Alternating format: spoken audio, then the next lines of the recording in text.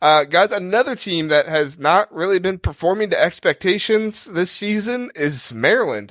Kevin Willard is having a hard time with this offense, and Mike Woodson, he's been having a hard time with the defense, but they were able to correct it a little bit in this one. Indiana was able to beat Maryland 65-53. Mike, what were some of your thoughts on this one?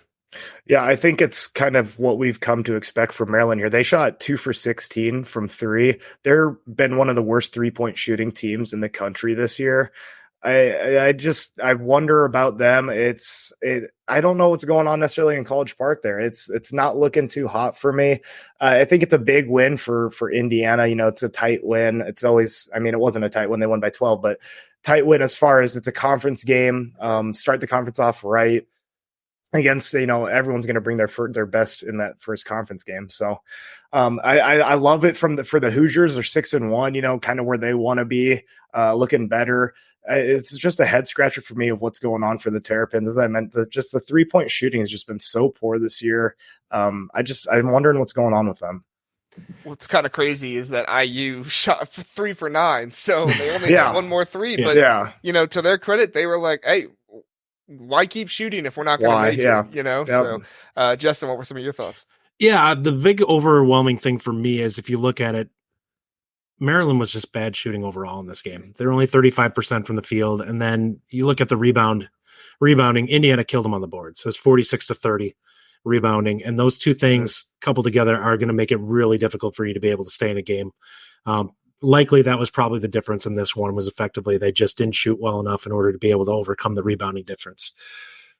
Yeah, and that's huge for Maryland because Maryland has a lot of good guard play with Jahmir Young to be able to make things happen. But if you're not able to battle down low and get the rebounds and do those kind of things, it kind of minimizes Jahmir Young in a few different ways. I kind of had a lot of hope for Julian Reese going into this season.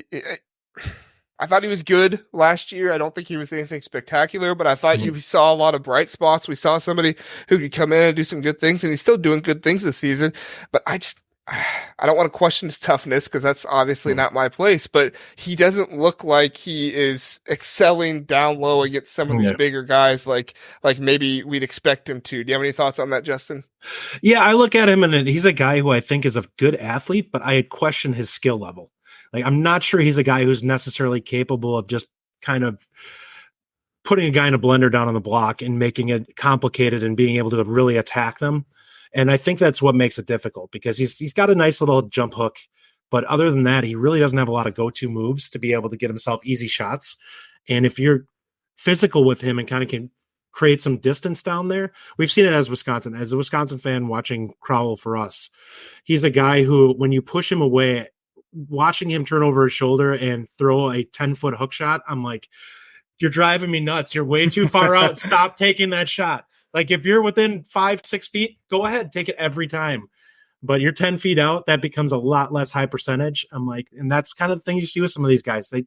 They know they want to take a shot, but they don't understand how to necessarily put the defender in an awkward position where they get themselves a clean, easy look. And it's one thing Edey's so good at because he's able to just basically body you until he gets you exactly where you want to.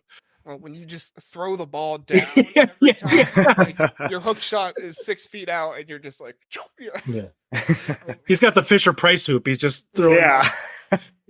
And the other guys look like toddlers.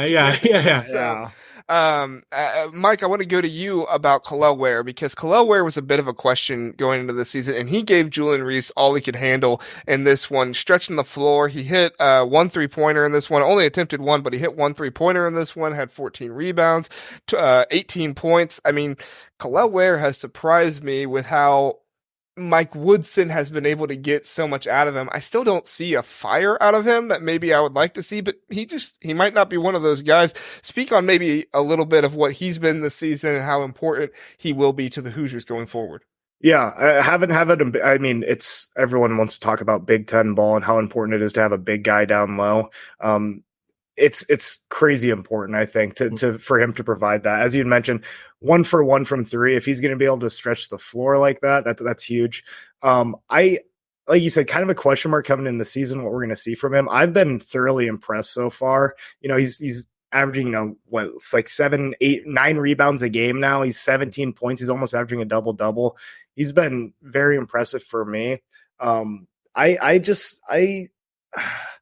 I don't know, like you said, the fire, but like you said, maybe he's not one of those guys that comes out and gets hyped up like that. As long as he's cool and collected, if he keeps giving performances, an 18-point, 14 rebound performance, you can be as calm, cool, collected as you want to be. It's very impressed from him. I think once he goes against some higher tier bigs, I mean, a Zach Edey, guys like that, we'll see. A real big test in that case, but. Yeah. I've been thoroughly impressed. I mean, he's a sophomore, he's a young guy, he's got a lot to learn still. I know especially with post play, it's a lot of finesse, a lot of technique. So, love what I'm seeing from him so far for sure. That's what I was going to say, is I'm really excited to see him against Zach Edey because, even though Edey is obviously still bigger and taller and all those things, he just has that length and that wingspan to be able to battle with Zach Edey like some other guys haven't been able to do this season. I'm not saying you leave him one-on-one on the block and just, let it go, but he's more reliable than in his size than maybe some other guys have been. Last question, Justin, before we move on from here. I hate to ask it because I actually love Xavier Johnson. I think Xavier Johnson plays with a fire that I really appreciate. I think he's a good college player. Do you think that this Indiana team might be better with that Xavier Johnson on the floor? Yeah, I mean, he's a guy that can get you in some. If he's hot, he's hot, and if he's not, he can shoot you right out of a game because you always see that with certain guys who want to believe in themselves a little too much. They're the heat check guys where it's like, all right, just sometimes less is more and go out there and make the easy plays, get everyone else involved and just take what's there. That's actually when we were talking about Blackwell earlier. That's one of those things where if he could figure out a way to get himself just to take the easy shots that he's able to create, he would probably be so much more efficient and actually help them to become a better team if he would do that. Yeah, no, I agree. I think Xavier Johnson is one of those guys that he can bring so much to your team, but he can also take so much away as well, because in the middle of the game, everything can be going right for your offense, and then Xavier Johnson just does something that you're like, why are you going away from this? Come on, just keep doing what's going right. But then he can also be that guy where it seems like nothing is going right, and then he does something, and you're like, oh, wow, okay, that works. That'll work.